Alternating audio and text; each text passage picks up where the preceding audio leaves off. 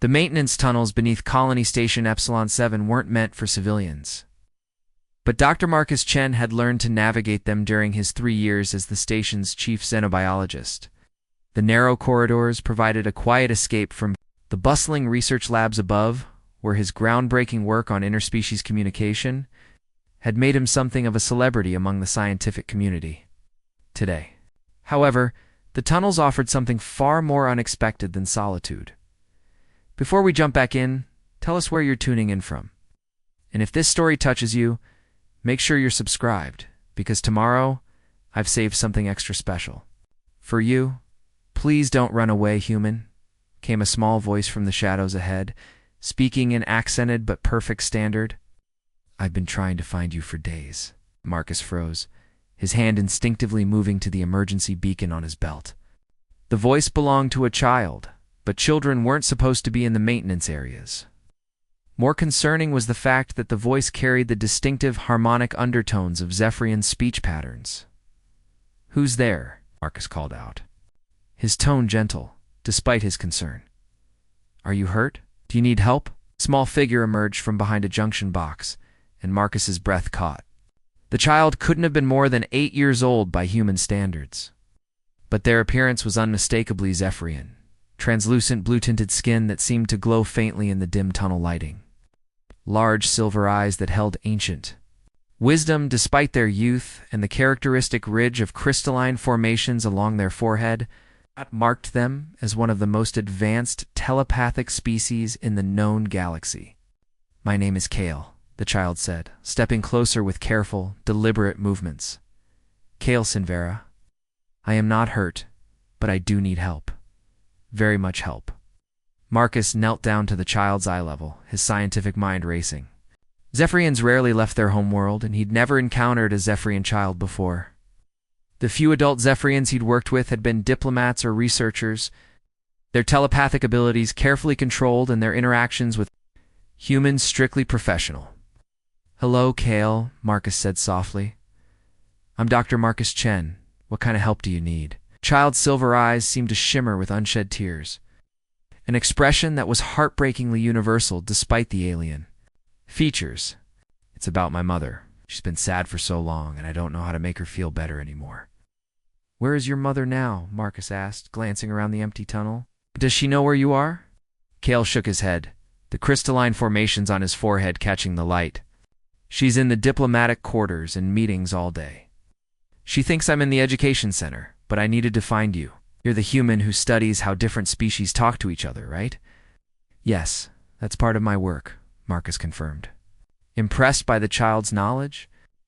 "But why did you need to find me specifically?" The question seemed to open a floodgate.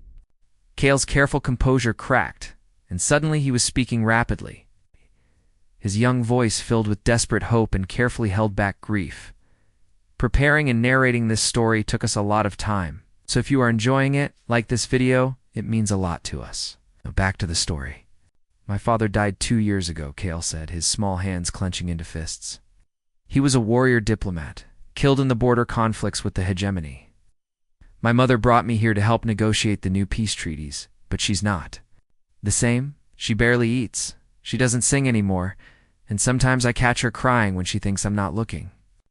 Marcus felt his heart tighten. He'd lost his own father when he was young, and he recognized the pain in the child's voice. "I'm sorry about your father, Kale. Losing a parent is never easy. Among my people," Kale continued, "when a life bonded. Pair is separated by death. The surviving partner often fades away unless they find new purpose, new connection. My mother is fading, Dr. Chen. I can feel it through our family bond." The child's matter-of-fact delivery of such devastating information made it all the more heartbreaking. Marcus found himself leaning forward, drawn in by the child's earnest desperation. "What does this have to do with me?" Marcus asked gently. Kale's silver eyes met his directly, and Marcus felt an odd tingling sensation at the edge of his consciousness. An invasion, but a tentative mental touch, like a shy knock on a door. "I've been watching you," Kale said simply. "For weeks, since we arrived. You're kind to everyone, even the species that other humans find strange. You work late into the night, trying to understand how we all think differently. And yesterday, When that crystalline engineer was having trouble with the translation matrix, you stayed for hours helping him communicate with the human technicians. Marcus remembered the incident.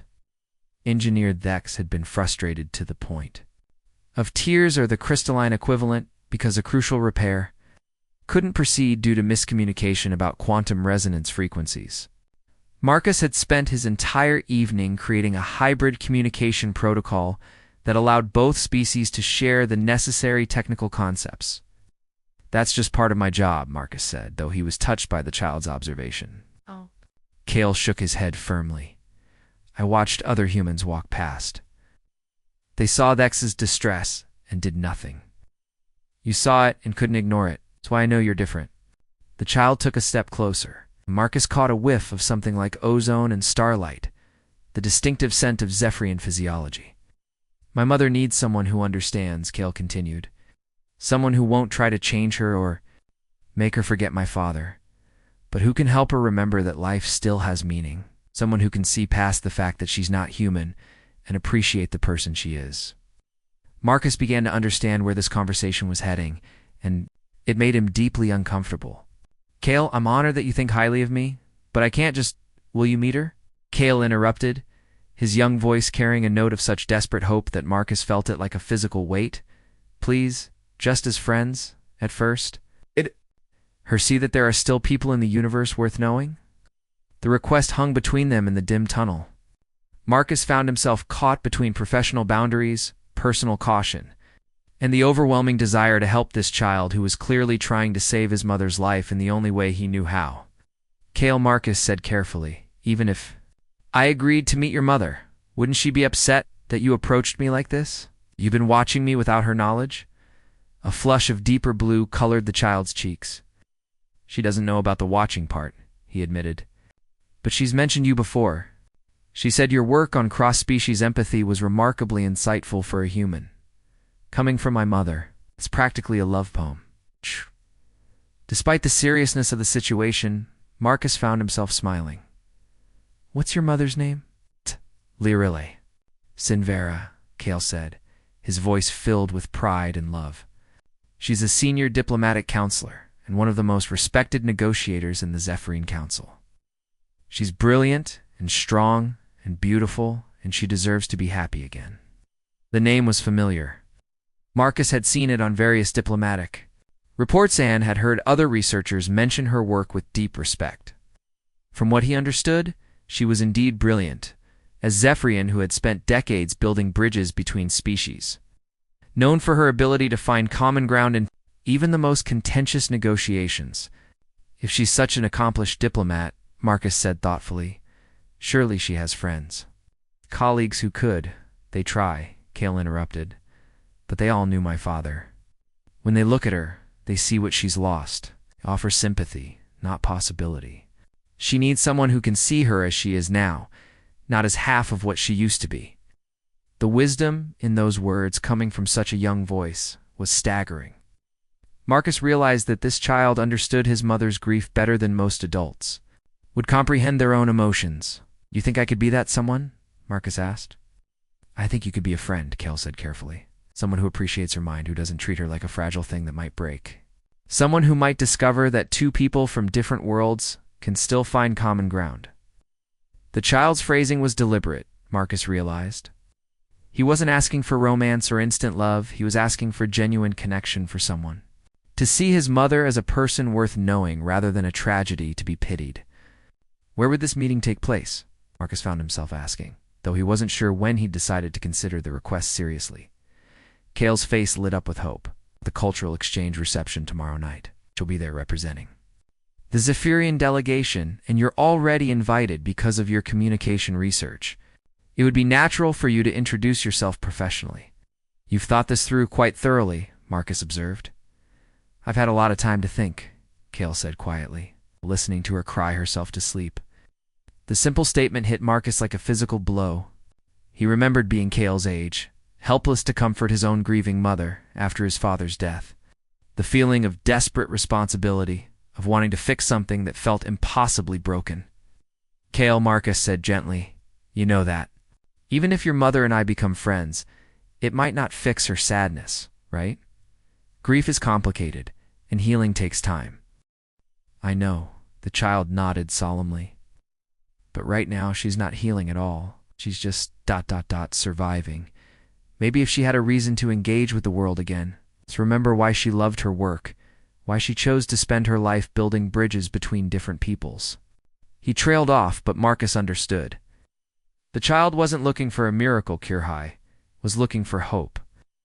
A reason for his mother to start living again, instead of merely existing. What if she doesn't like me? Marcus asked. What if we meet, and there's no connection at all? Cale's smile was sad but determined. And at least I'll know I tried everything I could think of, and maybe the attempt itself will show her that I believe she's worth fighting for. The child's words carried a weight that made Marcus's chest tight. This wasn't just about matchmaking. It was about a young boy trying to save his mother's life the only way he knew how. Using the gifts of observation and understanding that his telepathic heritage provided. All right, Marcus heard himself saying, I'll attend the reception tomorrow night, and I'll make sure to introduce myself to your mother. As a colleague interested in her work. Cale's entire face transformed with joy, the crystalline formations on his forehead actually glowing brighter. Really? You'll really try? I'll try, Marcus confirmed. But Cale, you have to promise me something in return. Anything, the child said immediately. You have to stop hiding in maintenance tunnels and watching people without their knowledge. It's not safe, and it's not fair to them, or to you. If you're worried about your mother, talk to her. Tell her how you feel. Cale's expression grew troubled. I tried, but she just says she's fine and changes the subject. She doesn't want me to worry.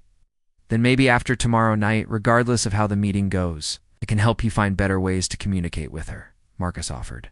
That is what I do. After all, help different species understand each other. That includes helping family members understand each other. The hope in Cale's eyes was almost painful to witness. You would do that, even if you and my mother don't. Even if you just become friends. Even then, Marcus promised. You're a remarkable young person, Cale, and you deserve to have a relationship with your mother where you can both be honest about your feelings. Cale stepped forward suddenly and, before Marcus could react, wrapped his small arms around the human's waist in a fierce hug. The physical contact brought with it a brief, overwhelming sensation of the child's emotions, gratitude, hope, love for his mother, and a deep, aching loneliness that made Marcus's eyes water. Cale whispered against Marcus's shirt. Thank you for not thinking I'm just a silly child with impossible dreams. Marcus gently returned the hug, marveling at how the child felt both fragile and incredibly strong at the same time. Your dreams aren't impossible, Cale. They're just ... challenging. But sometimes the most worthwhile things are... As they separated, Marcus noticed that the brief telepathic contact had left him with a lingering awareness of Cale's emotional state. He could sense the child's relief, but also his nervous excitement about what tomorrow might bring. I should get back to the education center before someone notices I'm missing, Cale said, suddenly looking every bit the 8-year-old he appeared to be. And you probably have work to do. I do, Marcus agreed, though his mind was already spinning with thoughts about tomorrow's reception. But Cale, before you go, what should I know about your mother? What are her interests, her preferences? I want to make a good impression. Cale's face scrunched up in concentration.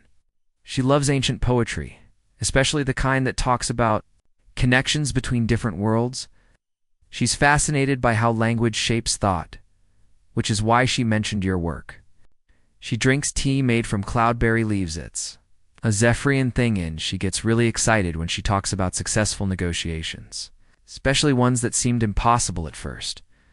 Marcus filed away each detail, impressed by how well the child knew his mother's interests and personality.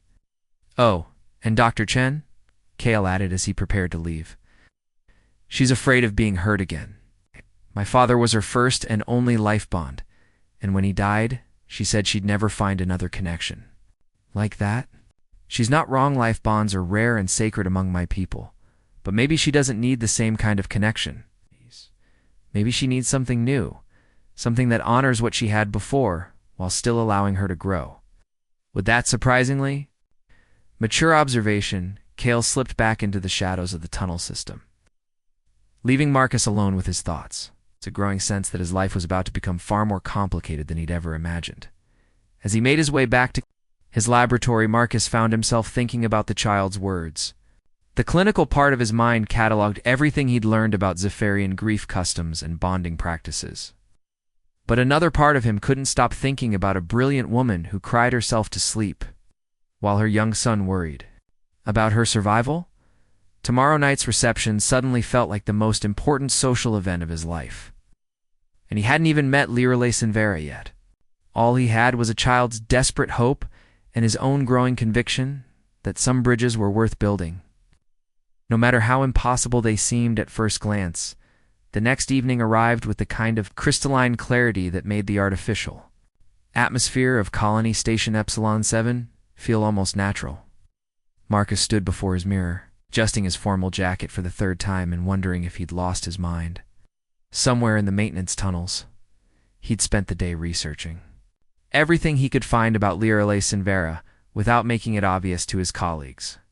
What he'd discovered was impressive and intimidating in equal measure.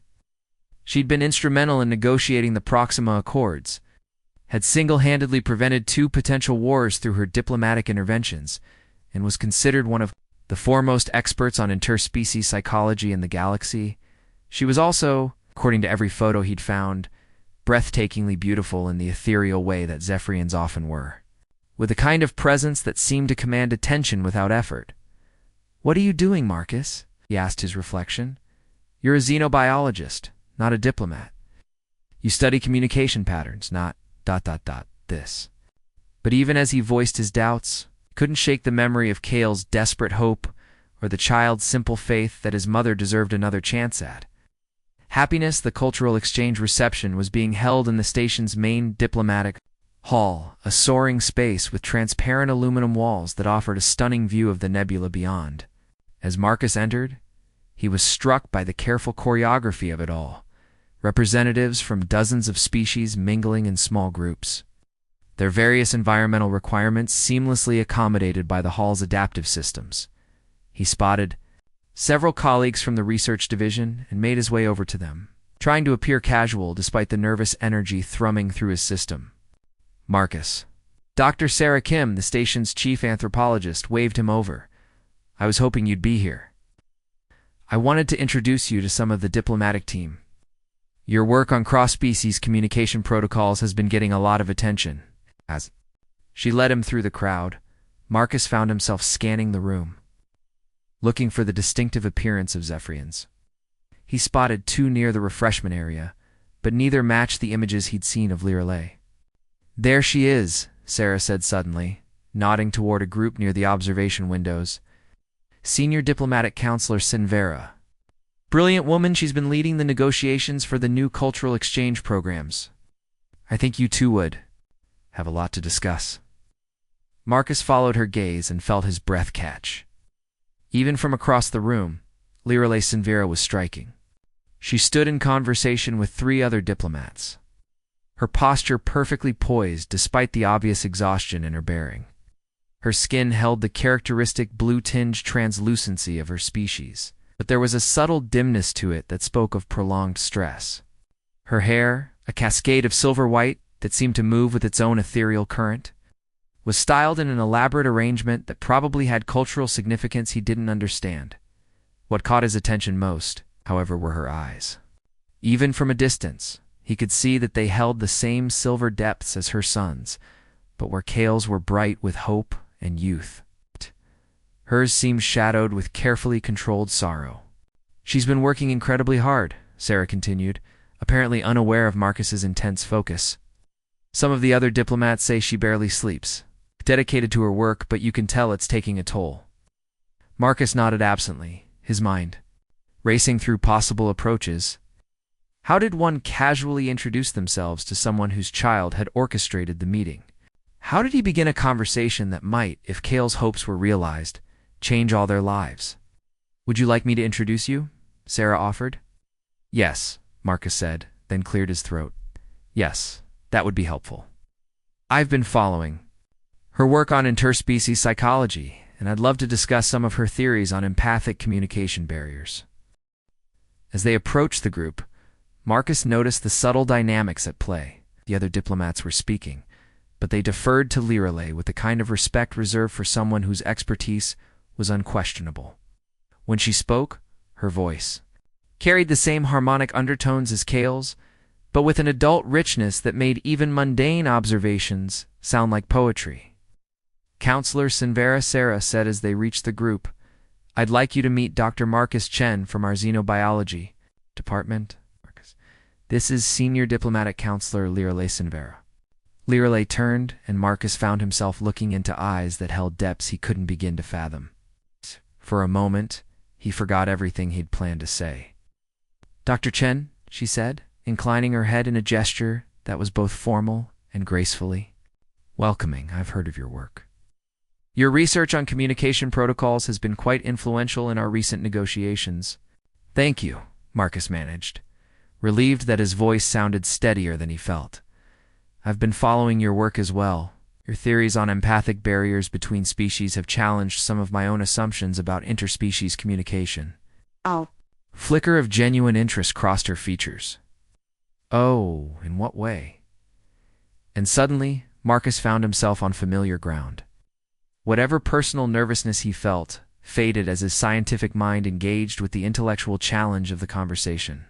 "I've been working on the assumption that most communication barriers stem from linguistic or cultural differences," he explained.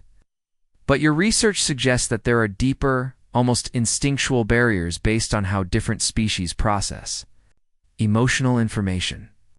It's made me reconsider some of my findings."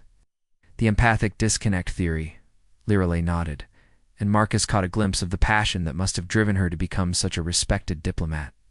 "Most species assume that because we can translate language, we can share understanding, but emotional context, the feeling behind the words often gets lost entirely." "Exactly," Marcus said, warming to the topic. "I've seen it in my lab work. Two species can agree on the literal meaning of a concept, but they experience it so differently that they might as well be talking about completely different things." The other diplomats had gradually drifted away, leaving Marcus and Lirelei in an increasingly focused conversation. He noticed that when she discussed her work, the shadows in her eyes seemed to lighten, replaced by the kind of intellectual fire that he recognized in his own research. "You mentioned challenging your assumptions," she said, tilting her head slightly. "What specific findings have you reconsidered?" Marcus found himself explaining his recent work on emotional resonance patterns between species, how he'd discovered that successful long-term cooperation required not just intellectual understanding, but some form of emotional synchronization. As he spoke, he became aware that Lirelei was listening with the kind of complete attention that was rare in his experience, not just waiting for her turn to speak, but genuinely absorbing and considering every word. "That's fascinating," she said when he finished. "Have you tested these resonance patterns in actual diplomatic situations?" "Not yet," Marcus admitted. "Most of my work has been theoretical or limited to laboratory settings. I've been hoping to find opportunities for real-world application." "Perhaps we could arrange something," Lirelei said thoughtfully. "I have several ongoing negotiations that might benefit from your expertise. The emotional barriers between the Crystalline Collective and the Terran Federation have been particularly challenging." Marcus felt a surge of excitement at the professional opportunity, but beneath it was something else: pleasure at the way Lirelei's face had brightened. When she talked about potential collaboration, this was a woman who loved her work, who found genuine joy in the challenge of building understanding between different peoples. "I would be honored to contribute," he said sincerely. They continued talking, their conversation flowing naturally from professional topics to broader philosophical discussions about the nature of communication and understanding. Marcus found himself impressed not just by Lirelei's intellect, but by her perspective, the way she could see patterns and possibilities that others missed. "Dr. Chen," she said during a brief lull in their conversation, "may I ask what drew you to this field? Communication between species is not typically considered a glamorous area of study." Marcus smiled. "Honestly, I've always been fascinated by the idea that understanding is possible, even between beings who seem completely different. When I was a child, I was convinced that if I could just find the right way to explain things, I could help anyone understand anything, And do you still believe that? Lirelei asked, her silver eyes studying his face with disconcerting intensity. Most days, Marcus said truthfully. Though I've learned that sometimes the barrier isn't about explanation, it's about being willing to step outside your own perspective long enough to see through someone else's eyes. Something shifted in Lirelei's expression, a subtle change that Marcus couldn't quite interpret. That's a remarkably mature understanding, she said quietly. Many people never learn that lesson. What about you? Marcus asked. What made you choose diplomacy? For a moment, Lirelei's carefully maintained composure flickered, and Marcus caught a glimpse of something deeper: pain, perhaps, or loss. But she recovered quickly, her diplomatic training reasserting itself. I've always believed that connection is possible, she said, her voice carrying a note of something that might have been wistfulness, that no matter how different two beings might seem, there's always common ground to be found if you're willing to look for it. The conversation continued, but Marcus noticed that, as the evening wore on, Lirelei seemed to grow more subdued. The intellectual passion remained, but underneath it, he could sense the exhaustion that Sarah had mentioned. When she thought he wasn't looking, her face would settle into lines of tiredness that suggested someone carrying a burden too heavy for one person to bear alone. As the reception began to wind down, Marcus realized he hadn't seen Cale anywhere in the hall. He'd half expected the child to appear, eager to see how the meeting was progressing. The absence made him wonder if Cale was being more subtle than Marcus had given him credit for, or if something had prevented him from attending. Counselor Marcus said, as they prepared to part ways, I've enjoyed our conversation immensely. I hope we'll have opportunities to continue it in the future. As do I, Lirelei replied, and Marcus thought he detected genuine warmth in her voice. Your insights on emotional resonance have given me much to consider. Perhaps we could meet again to discuss potential collaboration on those diplomatic situations I mentioned. I would like that very much, Marcus said, as they exchanged contact information and made tentative plans to meet again. Marcus found himself studying Lirelei's face, trying to reconcile the brilliant, passionate diplomat he'd spent the evening with and the grieving mother that Cale had described. Both versions were clearly true. But he was beginning to understand how much energy it must take for her to maintain the professional facade, when underneath she was struggling with profound loss. Walking back to his quarters later that evening, Marcus reflected on the unexpected turn his life had taken. 24 hours ago, he'd been a xenobiologist with a straightforward career and a quiet personal life. Now he was contemplating a collaboration with one of the galaxy's most respected diplomats, a woman whose child had specifically chosen him as a potential source of comfort and connection. The weight of Cale's trust was both humbling and terrifying. Marcus had made no promises beyond friendship and professional collaboration, but he could already feel himself becoming invested in the outcome. Liri Sinvera was everything her son had claimed: brilliant, strong, and deserving of happiness. But she was also clearly fragile in ways that weren't immediately apparent, carrying grief that ran deeper than mere professional stress. As he prepared for bed, Marcus made a decision. Whatever developed between him and Lirelei, he would approach it with the same careful attention he brought to his research. He would observe, listen, and try to understand before making any assumptions. And he would remember that behind the diplomatic composure was a mother who had been crying herself to sleep while her young son worried about her survival. Tomorrow, he would begin the delicate work of building a bridge between worlds, not just the professional collaboration they'd discussed, but something more personal and infinitely more complex. He had no idea if it would work, but Cale's faith in the possibility of connection had planted a seed of hope that Marcus couldn't ignore as he drifted off to sleep. Marcus's last conscious thought was of silver eyes that held depths of sorrow and wisdom, and of a child's desperate belief that love could bridge even the vast distances between different worlds. 3 weeks after the diplomatic reception, Marcus found himself in an unusual position, sitting in his laboratory at 0300 hours, analyzing emotional resonance patterns while simultaneously wondering if he was falling in love with an alien diplomat whose son had orchestrated their introduction. The professional collaboration with Lirelei had progressed beyond his wildest expectations. Her insights into interspecies psychology had revolutionized his approach to communication barriers. While his research methods had provided her with practical tools for some of her most challenging negotiations, they'd spent countless hours together, working through theoretical frameworks and testing protocols, their intellectual partnership becoming something that other researchers openly envied. But it was the moments between the work that haunted Marcus's thoughts. The way Liralay's entire demeanor changed when she laughed, a rare occurrence that transformed her from composed diplomat to someone almost ethereally beautiful. The careful way she spoke about her past, revealing fragments of herself like precious gifts. The growing comfort between them that had evolved from professional respect to something approaching friendship, and always. In the background was the awareness of Cale's hope and the weight of responsibility that came with it. Marcus was pulled from his contemplation by the soft chime of his door alert. He glanced at the chronometer. 3:15 hours. Only a handful of people had access to his laboratory at this hour, and most of them would have announced themselves first. "Come in," he called, saving his work and turning toward the entrance. Cale slipped through the doorway, looking smaller and more fragile than Marcus remembered.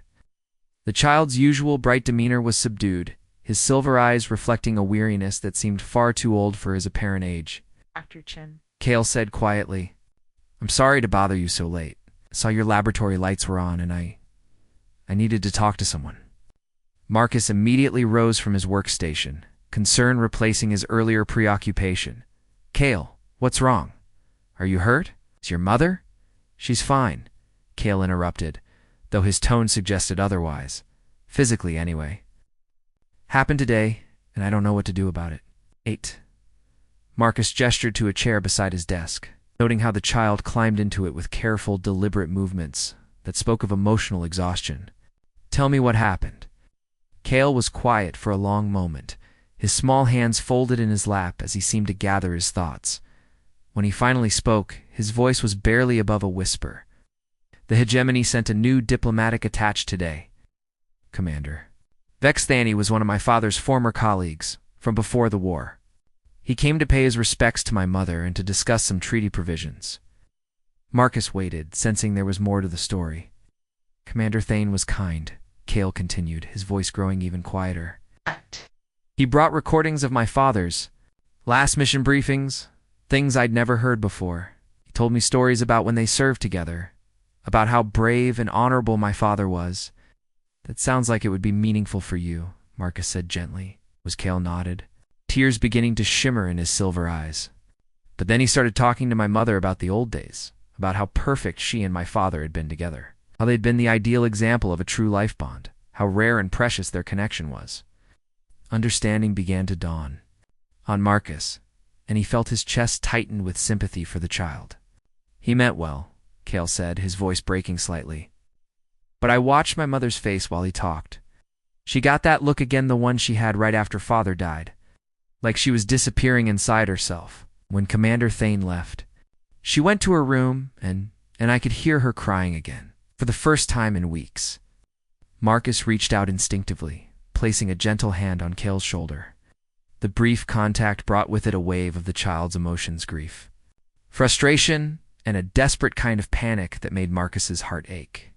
"She's been getting better," Cale said, looking up at Marcus with eyes full of confusion and fear. "Since she started working with you, she's been eating more, sleeping better. She even hummed a little while working on her reports yesterday. But now, it's like all that progress just ... disappeared." "Grief isn't linear, Cale," Marcus said softly.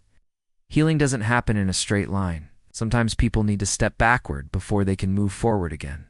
"What if she decides she can't move forward at all?" Cale asked, the question carrying the weight of his deepest fear. "What if being reminded of what she had with my father makes her think that nothing else could ever be worth trying for?" The question hung in the air between them, and Marcus realized that this was the heart of the child's concern. Just about his mother's immediate sadness, it was about the possibility that she might close herself off entirely to new connections, new possibilities. "Has she said anything to suggest that?" Marcus asked carefully. Cale shook his head. "He doesn't talk to me about these things. She tries to protect me from her sadness, but I can feel it anyway." Our family bond means I'm connected to her emotions, whether she wants me to be or not. Marcus had learned about Zephyrian family bonds in his research, telepathic connections between closely related individuals that allowed them to share emotional states and, to some extent, thoughts. For a child to be constantly aware of his parents' grief must be an enormous burden. That's a heavy responsibility for someone your age, Marcus observed. It's not a responsibility, Cale said, his voice taking on some of its usual intensity. It's just love. I love my mother, and I want her to be happy. But sometimes I think the bond makes it harder for her to heal, because she knows I can feel her pain, so she tries to hide it, which just makes everything worse. The mature insight struck Marcus once again. This child understood emotional dynamics that many adults never grasped. What do you think would help her right now? Marcus asked. Cale was quiet for a long moment, his brow furrowed in concentration. I think she needs to know that it's okay to have feelings for someone new. That honoring my father's memory doesn't mean she has to live the rest of her life alone. Can you think I might be that someone? Marcus asked, though he already knew. The answer, I think you already are, Cale said simply. I can feel how she reacts when she talks about your work together. There's a lightness in her emotions that hasn't been there since father died. She respects you, and she enjoys spending time with you, and I think if she let herself, she could care about you in other ways too. Marcus felt a flutter of something that might have been hope, followed immediately by the weight of responsibility. But she's scared, Cale finished. Not of you, but of what caring about you might mean. Of whether it's a betrayal of what she had before, or whether she's even capable of that kind of connection again. The child's analysis was remarkably perceptive. Marcus realized that. Cale had inherited more than just his mother's telepathic abilities. He had her talent for understanding the deeper currents of emotion that drove people's actions. What do you want me to do, Cale? Marcus asked. I want you to show her that it's possible, Cale said, his silver eyes bright with desperate hope. Not to replace what she had with my father, but to prove that her heart isn't broken beyond repair, that she can still connect with someone, still find joy in being cared for. That's a tall order, Marcus said gently. And it's not something that can be forced or rushed. Your mother would have to want that connection, and she'd have to be ready for it. She is ready, Cale said with the conviction of youth. She just doesn't know it yet. Or maybe she does know it, but she's afraid to admit it. Marcus leaned back in his chair, considering the child's words. Over the past 3 weeks, he'd noticed signs that suggested Cale might be right. The way Lyra's formal demeanor relaxed when they worked together. The genuine laughter that had become more frequent. The moments when their hands had brushed while reviewing data. She hadn't immediately pulled away. But he'd also noticed the careful boundaries she maintained. The way she sometimes seemed to catch herself enjoying their interactions too much and would suddenly become more distant. If Cale was right about her fear, then pushing too hard or moving too fast could destroy whatever tentative connection they'd built. There's something else, Cale said, his voice dropping to an even quieter whisper. Something I haven't told you about Zephyrian bonding? Marcus waited, sensing that this was important.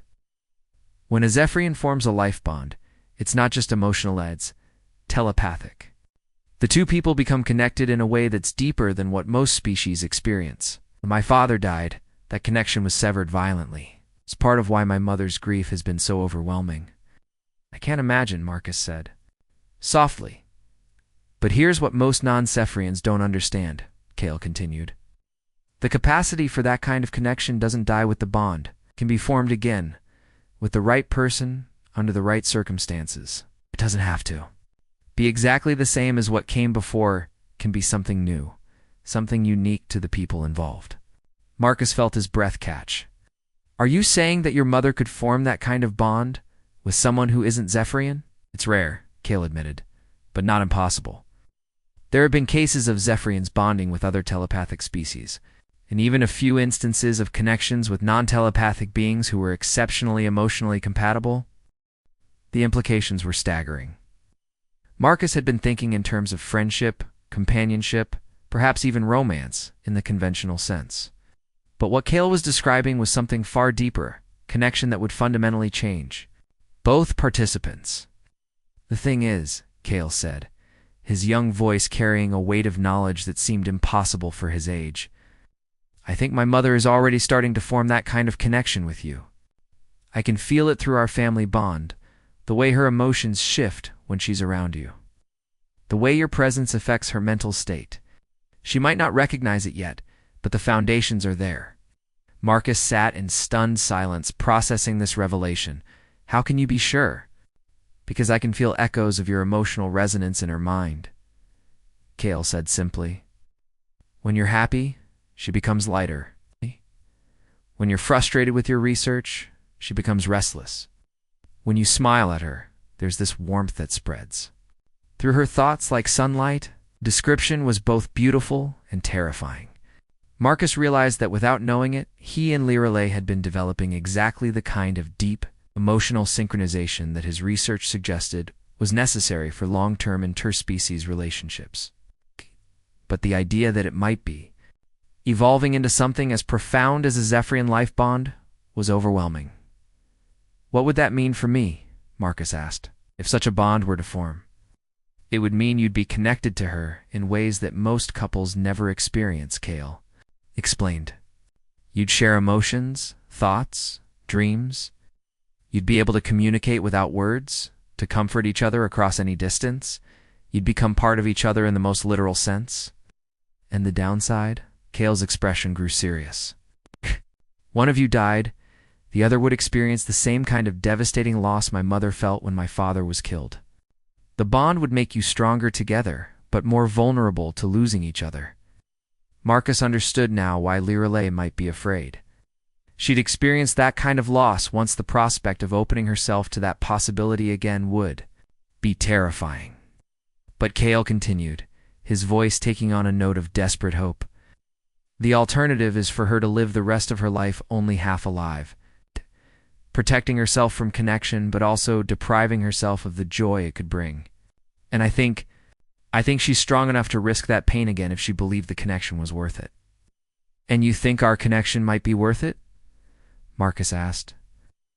I think you're the first person since my father who's made her feel truly seen and appreciated, Cale said. It's not as a tragic widow or a brilliant diplomat, but as a complete person worthy of love. That's not something she should have to give up just because she's afraid. Marcus found himself standing, needing to move as he processed everything Cale had told him. The child's faith in the possibility of deep connection was both inspiring and daunting. The scientific part of his mind was fascinated by the implications of interspecies telepathic bonding, while the more personal part was reeling from the realization that he might already be falling in love with someone in ways he'd never imagined. Possible? What do you want me to do? Marcus asked again. Tomorrow is the anniversary of my father's death, Cale said quietly. My mother always spends the day alone, looking at old recordings and remembering. But this year, I think she needs something different. I think she needs someone to remind her that loving my father doesn't mean she has to stop living. How would I do that? Spend the day with her, Cale said simply. Not trying to distract her from her grief, but helping her see that grief and hope can exist together. Show her that remembering the past doesn't have to mean giving up on the future. The request was both simple and impossibly complex. Marcus would essentially be asking Lirelei to trust him with her most vulnerable emotions on one of the most difficult days of her year. What if she doesn't want company? Marcus asked. What if my presence makes things worse? Then at least, you'll have tried, Cale said, echoing his words from their first meeting. And at least you'll know that someone cares enough to risk being turned away.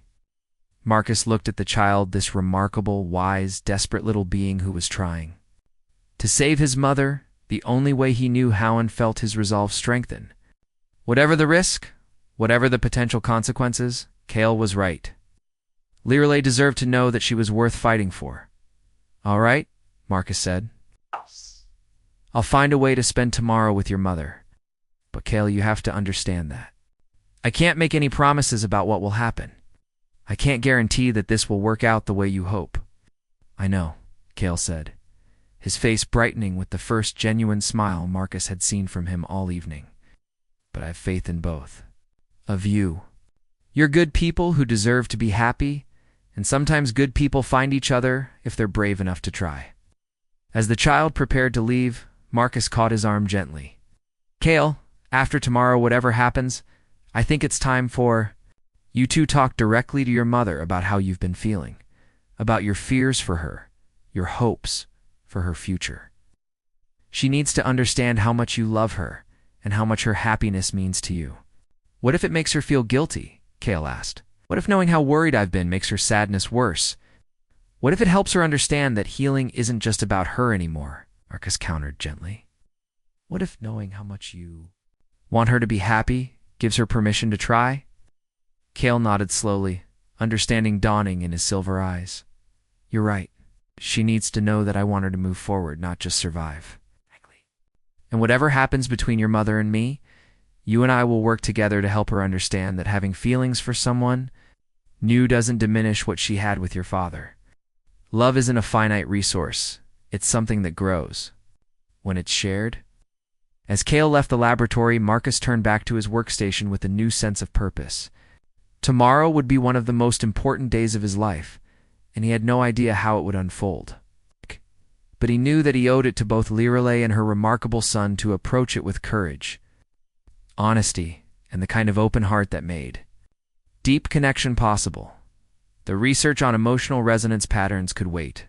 Tonight he had more personal bridges to build, and the foundation of those bridges would determine not just his own future, but the happiness of a grieving mother and the child who loved her enough to risk everything on the possibility of hope. Marcus stood outside Lirelei's quarters at 0800 hours, holding a thermal container of cloudberry tea and wondering if he was about to make the biggest mistake of his life.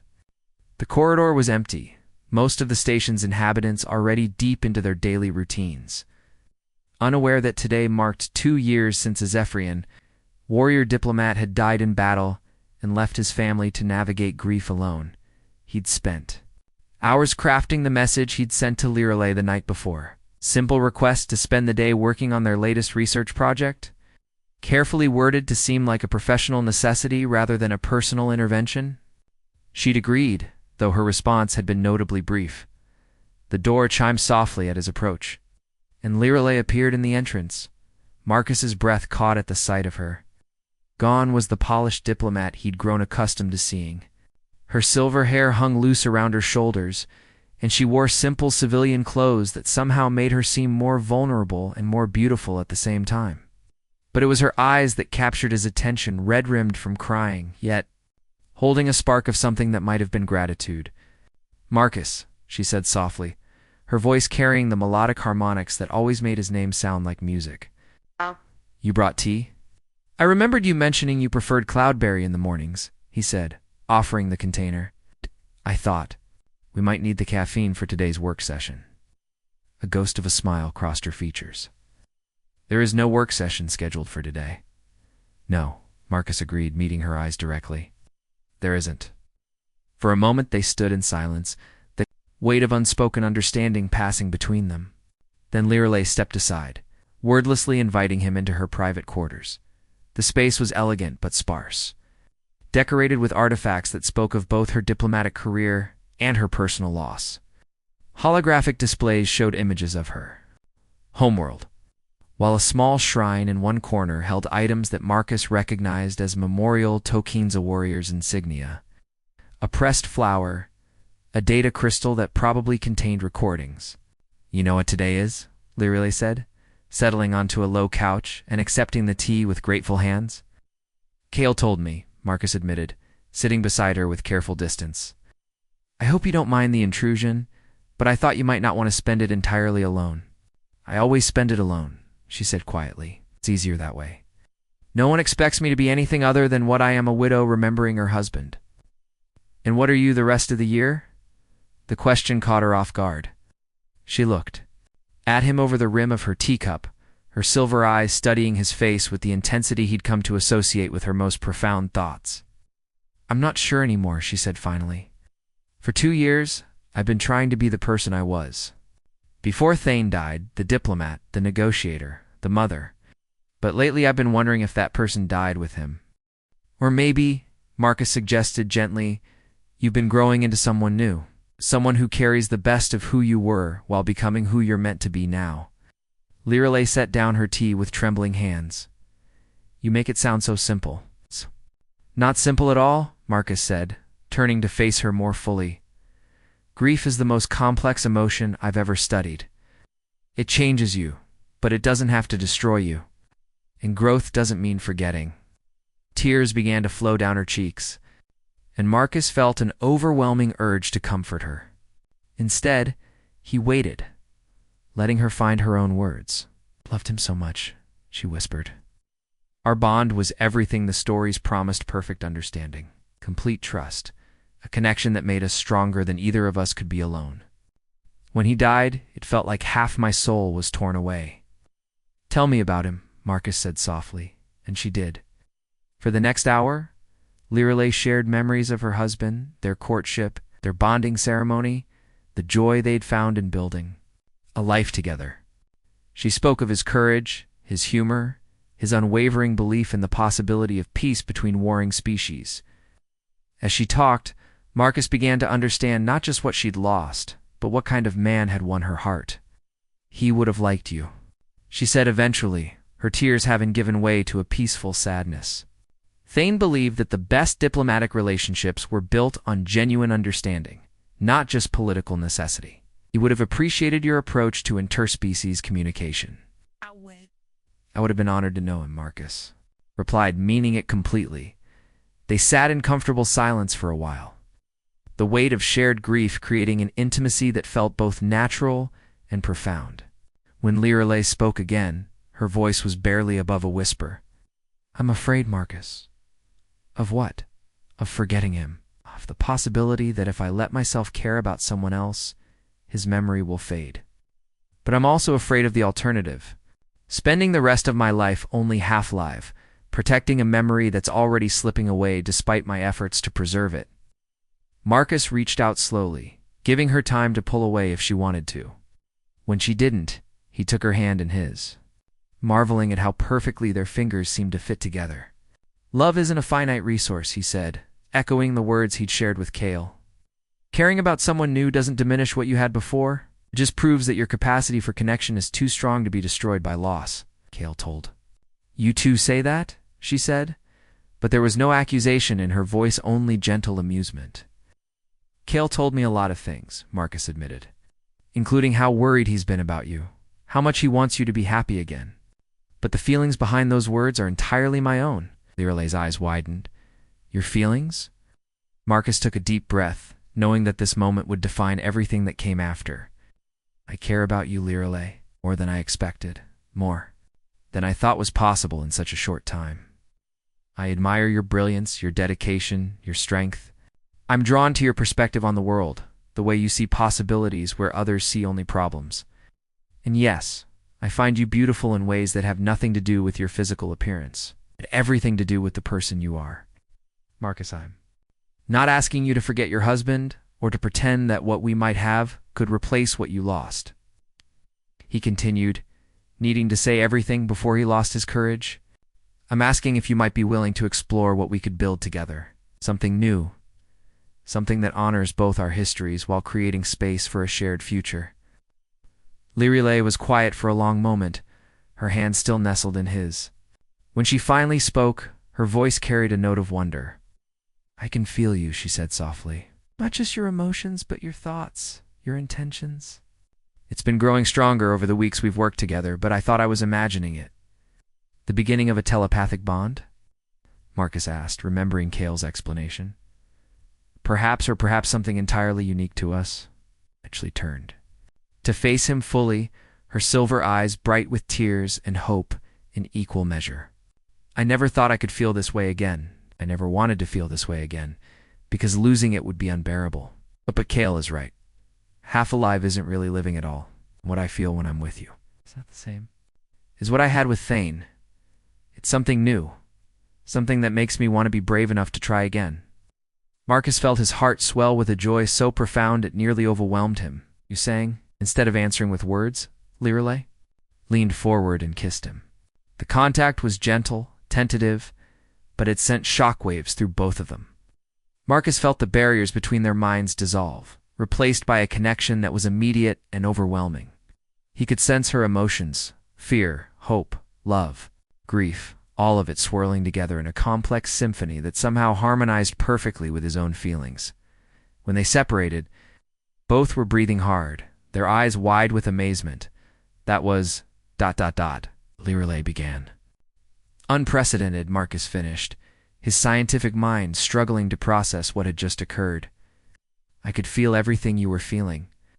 And I could feel your certainty, she said, wonder in her voice. Your absolute conviction that this connection is worth the risk. It's been so long since I felt that kind of confidence about anything. A soft chime from the door interrupted them, and they separated reluctantly. Lirelay rose to answer it, revealing Kale standing in the corridor, with an expression of cautious hope. I brought lunch, the child said, holding up a container. I thought you might be hungry by now, Kale, Lirelay said, her voice carrying a gentle warning. How long have you been monitoring our emotional resonance through the family bond? Kale's cheeks flushed a deeper blue since Dr. Chen arrived. I'm sorry, but I was worried about how today would go, and I wanted to make sure you were okay. And what did you sense? Marcus asked, curious about the child's perspective on what had just occurred. Kale's face lit up with the first genuine joy Marcus had seen from him since their initial meeting. Happiness, he said simply. Real happiness from both of you? Something else? Something that feels like the beginning of a new kind of bond? Lirelay knelt down to her son's level, taking his small hands in hers. Kale, I owe you an apology. I've been so focused on protecting you from my grief that I forgot you were dealing with your own pain. You shouldn't have had to worry about saving me. I wasn't trying to save you, Kale said seriously. I was trying to help you remember that you're worth saving. There's a difference. The wisdom in those words brought tears to both adults' eyes. Lirelay pulled her son into a fierce hug, and Marcus felt, through their nascent bond, the profound love and gratitude she held for this remarkable child. So, Kale said when they separated, looking between his mother and Marcus with barely contained excitement. Does this mean Dr. Chen is going to be my new father? Kale? Lirelay laughed, the sound bright and musical in a way Marcus had never heard before. It's a reasonable question, Marcus said, grinning at the child's directness. Though I think We might want to take things one step at a time. But you'll try, Kale pressed. Both of you will try to build something together. Marcus looked at Lirelay, seeing in her eyes the same mixture of hope and determination he felt in his own heart. The connection between them was still new, still fragile, but it was real. And with time, patience, and the kind of courage that had brought them together in the first place, it could become something extraordinary. Yes, Lirelay said, her hand finding Marcus's again. We'll try. Good, Kale said with satisfaction. Because I've already started planning the bonding ceremony, and I have some very specific ideas about the catering. As laughter filled the quarters, Marcus marveled at the unexpected turn his life had taken. 3 weeks ago, he'd been a solitary researcher. Now he was part of a family, connected to a brilliant woman and her remarkable son, by bonds that transcended species and conventional understanding. The future remained uncertain, full of challenges and possibilities in equal measure. But with Lirelay's hand in his and Kale's joy radiating through their shared connection, Marcus knew that whatever came next, they would face it together. And sometimes that was enough to build a universe on. Outside the viewports, the nebula continued its eternal dance of creation and destruction. A reminder that the most beautiful things in the cosmos often emerged from the collision of different worlds. In the end, perhaps that was what love had always been, the courage to bridge the spaces between separate lives and create something new and wonderful from the joining. Up next, you've got 2 more standout stories right on your screen. This one hit the mark. You won't want to pass these up. Just click and check them out. And don't forget to like, subscribe, and turn on the notification bell so you don't miss any upload from us.